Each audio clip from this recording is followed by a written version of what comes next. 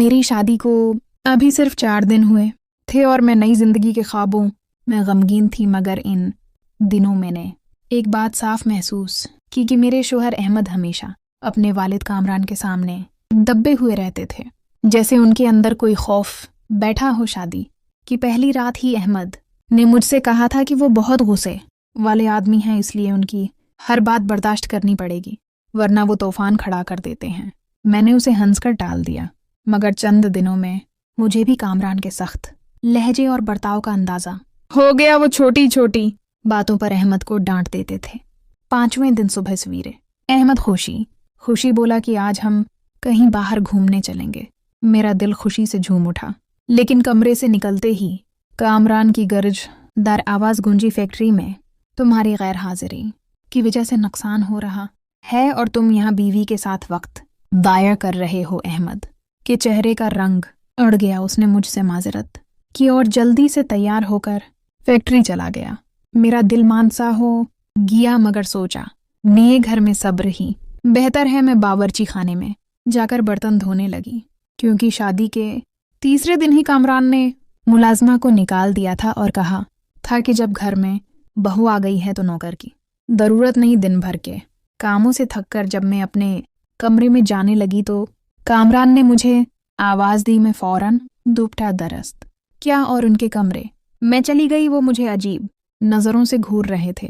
میں ادب سے بولی، ابو جی کچھ چاہیے؟ انہوں نے ہونٹوں پر زبان پھیرتے ہوئے کہا، دودھ پینا ہے۔ میرا دل زور سے دھڑکنے لگا۔ میں فوراً کچن گئی، فریج سے دودھ نکالا اور گلاس میں ڈال کر ان کے کمرے میں لے آئی۔ گلاس رکھتے ہی اٹھنے لگی تو کامران بولے، بیٹھو نا، کچھ دیر گھر میں تمہارے علاوہ اور کون ہے جو مجھ سے بات کرے؟ وہاں کرسی نہیں تھی، اس لیے مجھے مجبوراً بستر کے کونے پر بیٹھنا پڑا۔ ان کی نظریں میرے چہرے سے ہوتے ہوئے پورے جسم پر ٹک گئیں اور میں اپنے دوپٹے کا زیادہ خیال رکھنے لگی۔ انہوں نے گلاس ہونٹوں سے لگایا مگر فوراً ہٹا لیا اور کہا، یہ بہت ٹھنڈا ہے، مجھے تو گرم دودھ پسند ہے۔ میں نے جلدی سے گلاس اٹھایا اور کچن کی طرف بھاگی۔ دل زور سے دھڑک رہا تھا اور ماتھے پر پسینے کے قطرے نمایاں ہو گئے تھے۔ دودھ گرم کر کے دوبارہ لے گئی تو کامران نے میرا ہاتھ تھام لیا۔ ایک لمحے کے لیے ایسا لگا جیسے میرے جسم میں کرنٹ دوڑ گیا ہو۔ میں گھبرا کر ہاتھ چھڑانے لگی تو وہ ہنس پڑے اور بولے، کہاں جا رہی ہو؟ بیٹھو، کچھ باتیں کر لو۔ تنہائی بہت تکلیف دیتی ہے۔ ان کی آواز میں ایک عجیب سی کھنک تھی جس سے میرا دل اور بھی بے چین ہو گیا اور مجھے پہلی بار لگا کہ اس گھر میں میرے ساتھ کچھ غلط ہونے والا ہے۔ اگلے دن جب احمد صبح سویرے فیکٹری چلا گیا تو میں نے پورے گھر کے برتن دھوئے، فرش صاف کیا اور باورچی خانے کی صفائی مکمل کی۔ تھکی ہاری اپنے کمرے کی طرف جا رہی تھی کہ کامران نے پھر مجھے آواز دی۔ اس بار میرے قدم جیسے زمین میں دھنس گئے، کیونکہ کل رات کا منظر بار بار میری آنکھوں کے سامنے آ رہا تھا۔ میں نے خود کو سنبھالا اور دوپٹا اچھی طرح لپیٹ کر ان کے کمرے میں داخل ہوئی۔ کامران کرسی پر بیٹھے ہوئے تھے، آنکھوں میں ایک عجیب سی چمک تھی۔ انہوں نے مسکرا کر کہا، نیاب کل تم نے مجھے بہت اچھا دودھ دیا، مگر آج میں چاہتا ہوں کہ تم میرے پاس بیٹھو اور تھوڑی دیر ساتھ دو۔ میں ہچکچاتے ہوئے بولی، ابو جی مجھے ابھی کھانا بھی بنانا ہے۔ مگر انہوں نے سخت لہجے میں نے کہا بیٹھو تو بیٹھ جاؤ۔ میں مجبور ہو کر بستر کے کنارے پر بیٹھ گئی۔ وہ آہستہ میرے قریب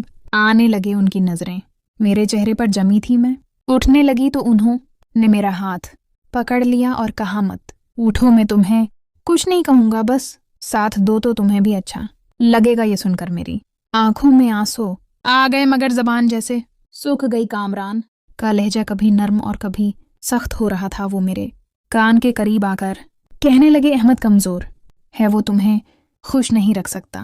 اصل مرد کی طاقت دیکھنی ہے تو میرے ساتھ رہو۔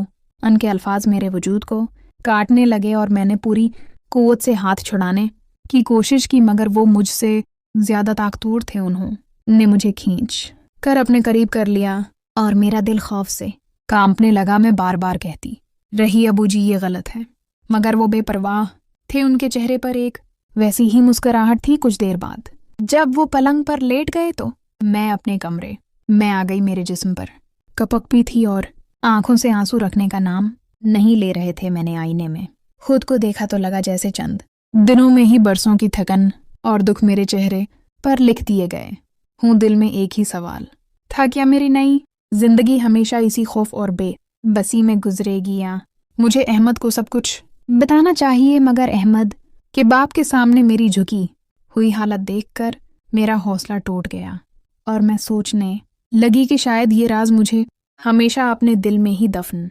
रखना पड़ेगा। दोस्तों, अगर कहानी पसंद आए हो तो वीडियो को लाइक करें और चैनल को सब्सक्राइब करना मत भूलें। शुक्रिया।